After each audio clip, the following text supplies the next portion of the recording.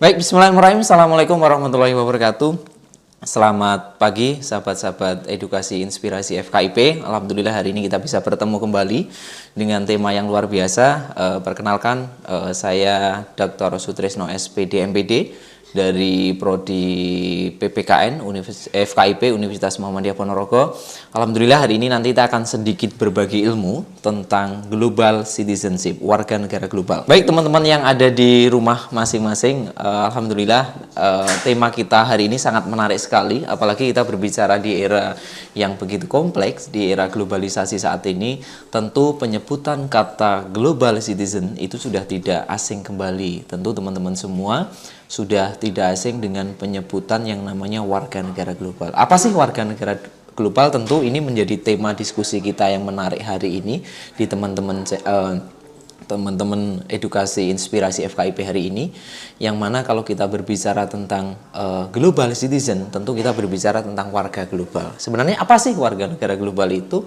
Kalau kita menyebut warga negara global itu kan warga di seluruh dunia yang tidak ada batas, baik dari wilayah, peraturan hukum atau peraturan perundang-undangan yang ada dalam sebuah negara itu. Tentu kalau kita berbicara tentang global citizen itu pasti akan beriringan dengan yang namanya globalisasi. Globalisasi itu apa sih? Tentu dalam mata pelajaran baik pendidikan kewarganegaraan atau sosiologi di tingkat SMP, SMA, dan SMK atau MA itu tentu tidak asing lagi dengan globalisasi, karena mata pelajaran itu atau materi ini ada dan diajarkan dalam setiap proses pembelajaran di lingkungan sekolah gitu. Coba kita mengutip globalisasi menurut teorinya Kenichi Ohmae dari seorang penulis artikel yang ada di Jepang. Dia berpendapat bahwa globalisasi itu terdiri dari beberapa batas-batas wilayah.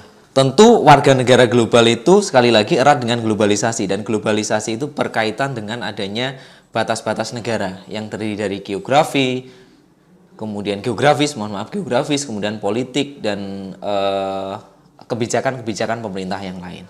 Batas-batas negara ini tentu sangat mempengaruhi adanya konsep globalisasi itu sendiri. Tetapi di era global saat ini, yang dikatakan dengan warga negara global itu tidak dibatasi lagi adanya geografis, peraturan perundang-undangan, atau kebijakan sebuah negara itu sendiri.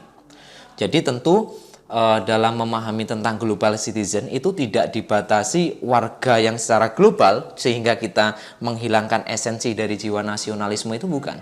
Tapi yang dinamakan warga negara global itu bagaimana peran dan partisipasi kita sebagai bagian dari warga negara dunia dalam memahami konteks nilai-nilai secara global, penyelesaian isu-isu secara global, permasalahan-permasalahan global, dan itu menjadi tanggung jawab kita bersama ketika kita menjadi bagian dari warga negara. Baik, saya ambil sebuah ilustrasi. Kira-kira yang Anda pahami dari gambar atau konteks masalah ini apa? Kira-kira. Baik, jadi kita mempersepsikan sebuah gambar ini tentu tidak hanya sekedar kita memahami sebuah konteks gambar, tapi kita lihat dari kerangka luarnya itu bagaimana. Kita mengartikan gambar ini bisa kita artikan seseorang yang duduk di pinggir pantai, kita bisa artikan seorang gambar bayi, dan seterusnya. Itu tinggal persepsi kita. Begitu juga dengan konsepsi yang namanya global citizen atau warga negara global. Tentu yang harus kita pahami ketika kita memahami tentang warga negara global, kita itu harus berpikir. Ketika kita berbicara tentang globalisasi, kita juga harus berpikir.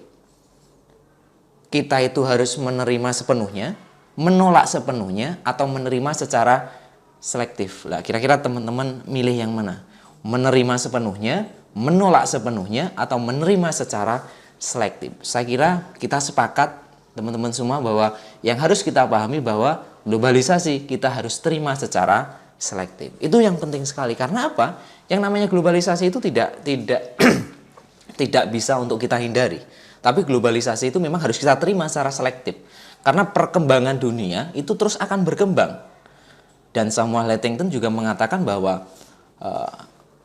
perkembangan dunia itu nanti akan terjadi yang namanya benturan peradaban. Nah, benturan peradaban inilah yang harus kita siapkan. Sebagai seorang warga negara yang baik, kita harus bisa memahami konsep warga negara global ini sebagai bagian dari partisipasi secara global kita sebagai warga negara. Sehingga berbagai permasalahan-permasalahan yang terjadi di era globalisasi ini bisa kita selesaikan bersama-sama sebagai bagian tanggung jawab warga global seperti itu. Warga negara yang bertanggung jawab untuk memenuhi persyaratan konstitusi dan kultural demi kebaikan yang lebih besar bagi masyarakat. Jelas sekali bahwa sekali lagi konsep warga negara global itu tidak hanya sekedar terpaut kita menjadi bagian dari warga negara global dengan adanya identitas secara umum itu enggak, tapi bagaimana peran kita, bagaimana partisipasi kita dalam menyelesaikan berbagai persoalan-persoalan yang ada. Itu yang namanya global citizen atau warga global. Sedikit saya mengambil sebuah ilustrasi ya teman-teman, bahwa warga negara global itu adalah warga negara di mana sikap, komitmen, dan tanggung jawab itu mampu melintasi batas-batas budaya setempat, baik lokal maupun nasional, kepada budaya masyarakat global. Sekali lagi, kita tidak dibatasi oleh warna kulit, ras, agama, ideologi, tapi kita itu memiliki persepsi yang sama, yaitu memanusiakan manusia, saling menghormati, saling menghargai dengan berbagai perbedaan yang ada di dunia. Itu inti dari konsep warga negara global, dan sekarang ini kita bagian dari warga negara global. Maka itu teman-teman yang harus kita pahami bersama. Kita itu sekali lagi masuk dari globalisasi, dan dalam globalisasi itu ada yang namanya global citizen, dan itu terus akan berkembang. Maka dari itu kita tunjukkan peran dan partisipasi kita dalam membangun berbagai dinamika yang ada.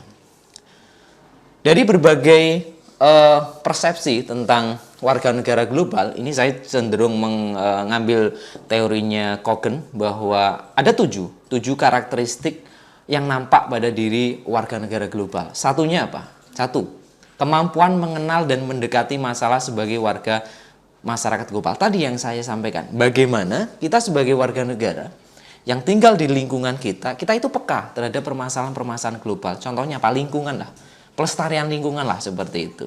Jadi bagaimana kita melestarikan lingkungan, bagaimana peran kita dalam membangun lingkungan sekitar kita agar cenderung lebih lestari, seperti itu. Itu karakteristik warga negara global yang pertama menurut teorinya Kogen. Yang kedua, kemampuan kerjasama dengan orang lain untuk memikul tanggung jawab atas peran dan kewajiban dalam masyarakat. Tanggung jawab, sekali lagi, kita itu hidup secara kelompok, kita hidup secara sosial, kita tidak bisa berorientasi hanya mementingkan kepentingan individu. Salah satu karakteristik yang bisa kita gunakan yaitu tanggung jawab dalam lingkungan masyarakat itu.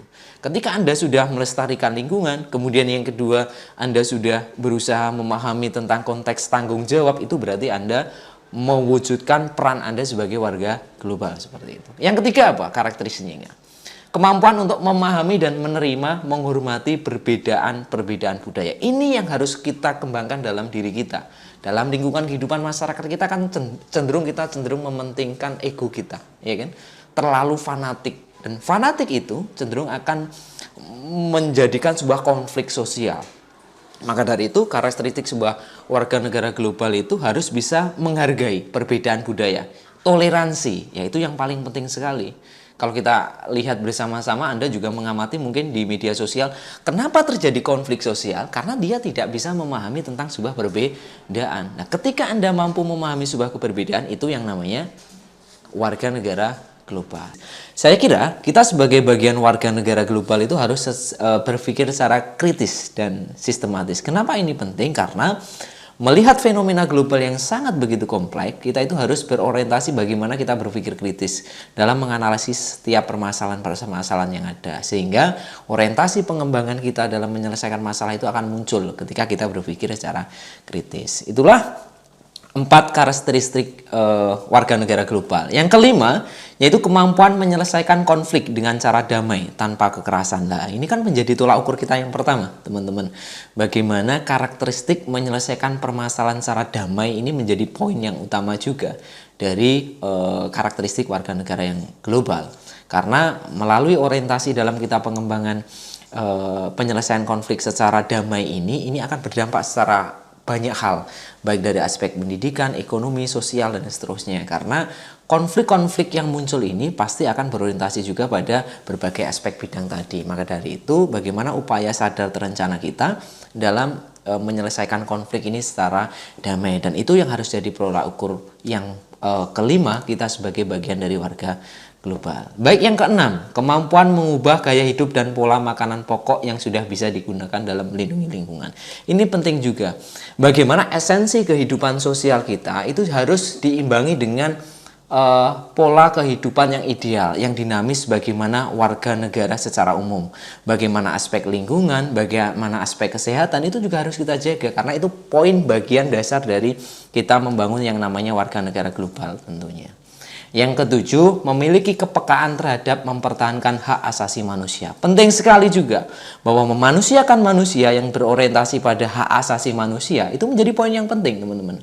Karena apa? Karena hak asasi manusia ini bagian hak dasar yang harus ditaati, yang harus dikembangkan oleh seluruh warga negara dunia. Salah satunya kita bagian dari warga negara global, harus menjunjung yang namanya hak asasi manusia. Poin yang terakhir dalam karakteristik warga negara global yakni kemampuan berpartisipasi dalam kehidupan politik. Partisipasi politik. Tentu kita hidup dalam sebuah sistem pemerintahan. Di situ ada peraturan yang mengikat, di mana peraturan itu harus kita patuhi. Kemudian kebijakan-kebijakan pemerintah yang berorientasi pada partisipasi warga negara itu juga harus ada, karena konsep demokrasi itu akan terbangun apabila di situ ada yang namanya partisipasi politik. Demikian. Baik, itu gambaran umum tentang karakteristik warga negara global atau global citizenship.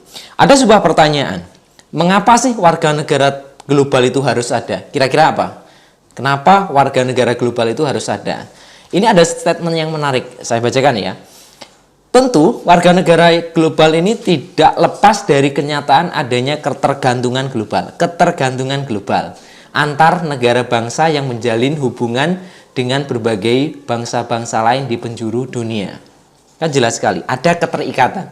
Yang kedua, konten memandang bahwa saling ketergantungan akan menciptakan suatu kondisi, situasi di mana negara-negara dan penduduk mempunyai kepentingan yang sah dalam urusan masing-masing, mempunyai hak untuk ikut mempengaruhi urusan-urusan yang melampaui apa yang bisa direstui oleh konsep kedaulatan yang lebih tradisional. Jelas sekali bahwa global citizen atau warga negara global itu merupakan bagian yang tidak bisa dipisahkan adanya keterkaitan sosial antara individu satu, antara komunitas satu, antara warga negara secara global. Karena apa?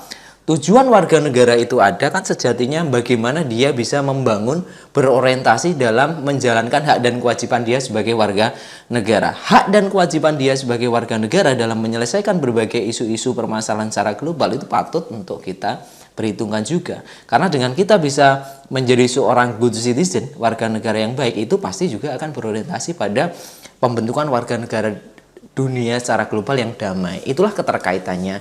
Kenapa warga negara global itu harus ada? Sekali lagi, konsep warga negara global itu tidak memandang bahwa kesamaan persepsi secara umum itu harus sama, dalam arti harus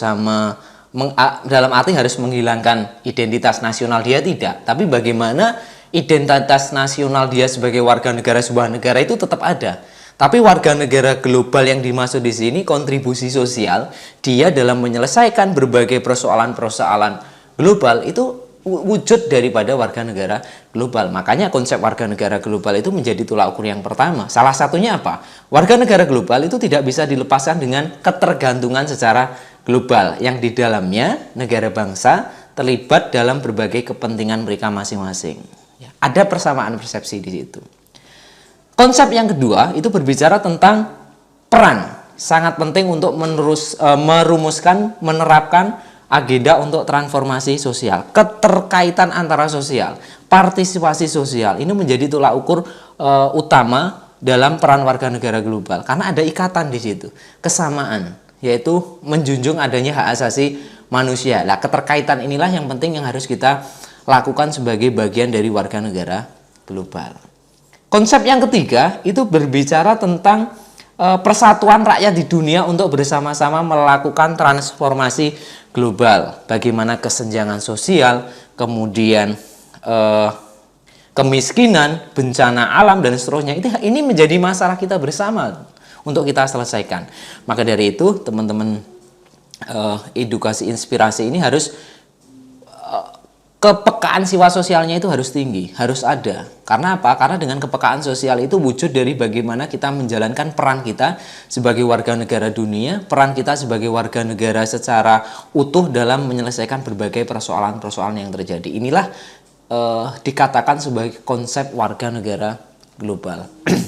Baik, berbicara tentang warga negara global, konsep warga negara dunia itu tidak lepas juga dengan global education, pendidikan global. Saya kira konsep pendidikan global ini sudah tidak asing semua dengan teman-teman semua, bahwa pendidikan global itu bagian utuh, bagian dari globalisasi dan bagian dari warga negara global tadi gitu. Ada warga negara global berarti ada pendidikan secara global. Jadi apa sih pengertian pendidikan warga negara global? Jadi warga negara global itu kita artikan sebagai ketergantungan global dalam menjalankan sikap, tindakan, dan perbuatan yang merefleksikan ciri-ciri warga negara global. Sebagaimana yang sudah kita bahas yang tadi. Bagi keterkaitan, bagaimana kita memanusiakan manusia secara global. Itu esensi dari pendidikan kewarganegaraan global. Saya mengutip teorinya Jan L. Zucker. Dia berpendapat bahwa pendidikan global adalah pendidikan yang diarahkan pada menggambarkan wawasan global yang dipersiapkan anak didik generasi muda menjadi manusiawi, tadi memanusiakan manusia rasional sebagai warga negara yang mampu berpartisipasi dalam kehidupan dunia yang semakin menunjang saling ketergantungan. Jadi jelas bahwa konsep memanusiakan manusia itu menjadi poin dasar dalam kita menyelenggarakan konsep pendidikan global, karena pendidikan global itu berorientasi bagaimana pola pikir kehidupan manusia secara global itu memiliki satu persepsi yang sama, yakni dinamika untuk memanusiakan manusia secara utuh, baik dia sebagai warga negara lokal, sebagai warga negara nasional di negaranya sendiri, atau bagian dari warga negara secara global. Karena pada dasarnya pendidikan global itu mendidik untuk membantu siswa memahami konsep dan isu-isu global. Tadi yang saya katakan, memahami siswa untuk lebih menganalisis berbagai persoalan-persoalan global yang muncul. Contohnya apa? Pemanfaatan media sosial, mungkin ya, bullying, kemudian kekerasan siswa, tawuran dan seterusnya. Itu kan menjadi masalah yang menjadi masalah yang penting yang saat ini terjadi gitu. Dan bagaimana itu bisa terselesaikan melalui konsep pendidikan global ini tadi, sehingga pendidikan global itu cenderung mengarah pada peran serta upaya pendidik dalam menyelesaikan berbagai situasi, kondisi, permasalahan yang muncul di lingkungan sekitarnya, sehingga kepekaan sosial tadi akan muncul melalui global education atau pendidikan global ini tadi. Ada beberapa dimensi dalam pendidikan global. Saya kira ini teman-teman semua juga harus tahu beberapa dimensi pendidikan global yang di sini menurut Robert tahun 92 dijelaskan bahwa satu, kesadaran perspektif, yakni kesadaran dalam kemampuan mengapresiasikan pikiran-pikiran orang lain di dunia ini dan kesediaan menerima perbedaan pandangan yang terjadi. Jelas, menerima perbedaan, mengakui keberagaman itu bagian dari dimensi pendidikan global. Yang kedua, kesadaran bangsa di planet jagat raya ini, yakni dalam memahami secara mendalam tentang isu-isu global, peristiwa-peristiwa global, serta berbagai kondisi dalam kehidupan global kita. Jadi tadi saya katakan lagi, kepekaan sosial dalam memahami berbagai persoalan dan isu-isu yang terjadi saat ini. Dan ini menjadi sebuah indikator penting bahwa pendidikan global, warga negara global, globalisasi itu harus bermuara pada bagaimana kita itu mampu berpartisipasi dalam menyelesaikan permasalahan-permasalahan tadi, sehingga kesadaran sosial itu akan muncul, dan di dalam sebuah dunia ini akan tercipta sebuah kedamaian karena ada kepekaan, empati dan seterusnya. Karena ya itu yang menjadi bagian penting kita di era globalisasi teknologi yang cenderung membuat kita cenderung lebih individualis seperti itu. Dimensi yang ketiga, dimensi kesadaran lintas budaya. Saya kira teman-teman semua sudah memahami bahwa budaya itu sebuah keberagaman. Budaya itu sebuah esensi yang pasti dalam sebuah negara, dalam sebuah negara itu pasti ada sebuah budaya, dan budaya itu menjadi sebuah tolak ukur ciri khas sebuah negara itu sendiri. Negara A dan negara B itu pasti memiliki karakteristik budaya yang berbeda. Contohnya Indonesia dengan Malaysia. Kenapa budaya Indonesia itu di Malaysia itu hampir sama? Karena mereka berorientasi bahwa Indonesia dan Malaysia itu kan satu rumpun, sehingga budaya yang ada di Indonesia secara otomatis di Malaysia juga ada. Itulah yang menjadi dimensi kunci daripada pendidikan global itu tadi. Gitu. Yang ketiga dimensinya apa? Tentang kesadaran global akan adanya sistem internasional yang kompleks yang dilakukan baik oleh negara maupun bukan negara, yang dilakukan saling ketergantungan jelas. Kita itu sudah saling ketergantungan antar bangsa dalam bidang ekonomi misalkan, pendidikan, politik, kerjasama internasional. Itu sangat penting sekali. Ada keterikatan hubungan sistem secara global, dan itu patut kita pahami dimensi yang keempat ini gitu loh. Sebagaimana dalam tujuan negara kita kan sudah diatur bahwa tujuan negara kita yang pertama itu melindungi, setelah dilindungi itu mensejahterakan, baru setelah mensejahterakan itu dicerdaskan, yang ketiga ikut menjaga ketertiban dunia. Inilah esensi sistem dari sebuah pendidikan global, dimensi pendidikan pendidikan global, yang di situ ada satu kesatuan yang tidak bisa dipisahkan karena ada ikatan tadi. Makanya itu sudah diatur dalam konstitusi kita. Dimensi-dimensi dalam pendidikan global. Yang terakhir, kesadaran terhadap pilihan manusia, meninjau tentang strategi untuk melakukan tindakan atas berbagai isu lokal, nasional, dan internasional. Itulah yang menjadi kunci dasar dalam dimensi pendidikan keluarga negara, dimensi pendidikan global tadi. Kesadaran akan kita mampu berpartisipasi dalam menyelesaikan berbagai persoalan dan isu-isu, baik skala lokal di tempat lingkungan kita, baik di skala nasional negara Indonesia maupun secara internasional global. Apa sih yang menjadi kendala kita? Misalkan, terus sekarang banyak banjir. Ternyata banyak orang yang tidak sadar membuang sampah bukan pada tempatnya tapi di sungai. Kemudian penggundulan hutan, misalkan seperti itu. Kemudian media sosial yang sangat luar biasa, penyebaran berita hoax. Marilah itu kita sama-sama kita selesaikan. Ketika kita berusaha menyelesaikan berbagai permasalahan dan isu-isu yang terjadi, itu isu-isu permasalahan global yang terjadi, itu bagian dari konsep warga negara global. Itu bagian konsep dari pendidikan global. Maka dari itu, teman-teman edukasi inspirasi FKIP hari ini harus memiliki kepekaan sosial dalam menyelesaikan berbagai isu-isu yang terjadi. Ketika Anda mampu menyelesaikan seperti itu, berarti Anda bagian dari warga negara global seperti itu. Baik, yang terakhir ini saya perjelas kembali bahwa bagaimana sih upaya sadar terencana kita agar kepekaan sosial kita itu muncul, agar nasionalisme kita itu tetap terjaga, kita tetap berbudaya nasional dan berpikir secara global sehingga kita bisa menjadi bangsa yang besar. Pendidikan kewarganegaraan itu sebagai bidang kunci atau ilmu yang menekankan fokus studinya kepada warga negara dan perilakunya. Sangat relevan dengan upaya-upaya untuk mempersiapkan warga negara global. Sekali lagi bahwa konsep pendidikan Pancasila dan kewarganegaraan yang mungkin Anda pahami baik dalam jenjang sekolah SD, SMP, dan SMA itu sejatinya mengajarkan kita untuk menjadi bagian dari warga negara global yang di situ tetap memiliki nilai-nilai nasionalisme yang berdasarkan pada nilai-nilai Pancasila, ketuhanan, memanusiakan manusia, persatuan, musyawarah mufakat, keadilan. Itulah bagian dari kita mempelajari pelajaran pendidikan Pancasila dan kewarganegaraan di lingkungan sekolah.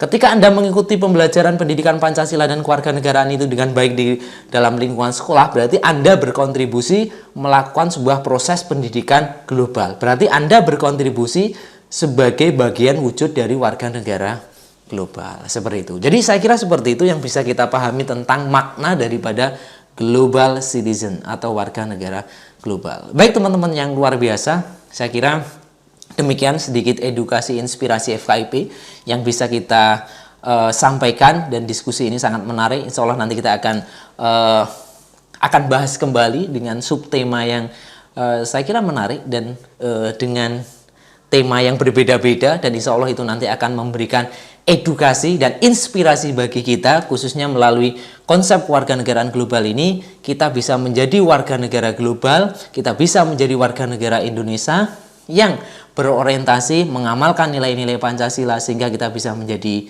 bangsa yang merdeka, bangsa yang maju. Terima kasih dari saya, ada kurangnya saya mohon maaf. Sampai ketemu dalam episode selanjutnya. Assalamualaikum warahmatullahi wabarakatuh.